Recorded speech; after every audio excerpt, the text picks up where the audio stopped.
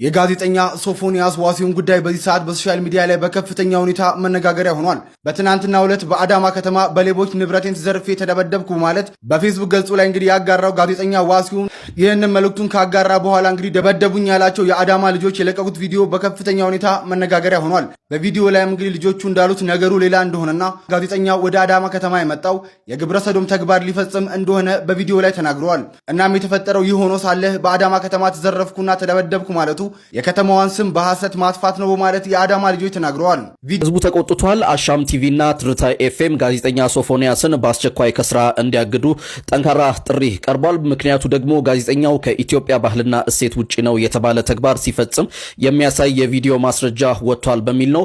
ብዙዎች ይህ ሰው ሚዲያ ላይ መቅረብ የለበትም በሚል ተቃውሞ እያሰሙ ነው። ከዚህ በፊትም ከአእምሮ ህመም ጋር በተገናኘና ሰዎች እንጂ እሱ እንዳላደረገ ሲገልጽ ነበር። ድርጅቶቹ ምን ምላሽ ይሰጡ ይሆን? ጉዳዩ ነው እህም ላይ ተገቢ ያልሆነ ነገር ሰምቻለሁ ብዬ ነው ወይላ ታዋክ አስተያሰማ። እሺ ችግር የለውም። አሁን ለጊዜው ረፍት ላይ ነኝ። በሳምንት 2 ቀን ዜና አንባለሁ። ሬዲዮ ፕሮግራም አለኝ፣ ስፖንሰሬ ነው፣ እዛ ላይ እሰራለሁ።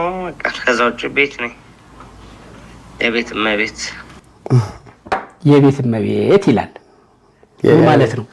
የቤት ቁጭ አይስት የሚቀመጥ ማለት ነው። እናቶቻችን የቤት እመቤት አይደል? ተቀመጣለን። ቢዚ በሆነ ደስ ይለኝ ነበር። ድሮ በጣም ቢዚ ነበር። በዚህ አውድ ነው የተረዳኸው? የቤት እመቤት ሌላ ምን ትርጉም አለው? እሺ አንተ ደግሞ ሰንጥቅ አይደለም።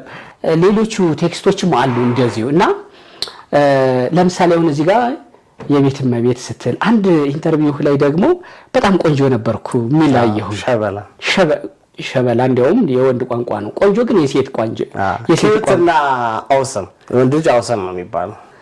ግን ራሱ ቆንጆ ነበርኩ ሚል ቃል ተጠቅመህ ሁሉ ስታወራ ሰማሁና ቁንጅና፣ መዋብ፣ መኳኳል እንደዚህ የሴት ቋንቋዎች ናቸው።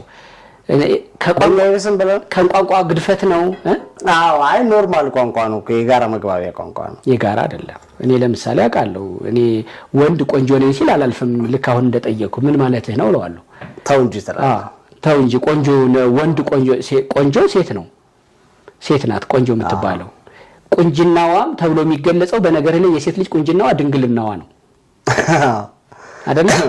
ቆንጆ ነበርኩ እንዲህ ነበርኩ ምናምን ስትል ሰማሁ። እዚህ ጋር ደግሞ የቤት እመቤት ነኝ ስትል ሰማሁ እና የተወሰነ እንደንተንም ስላየሁት ነው ተልኮልኝ ከጻፍካቸው ከሰው ጋር ያወራሃቸው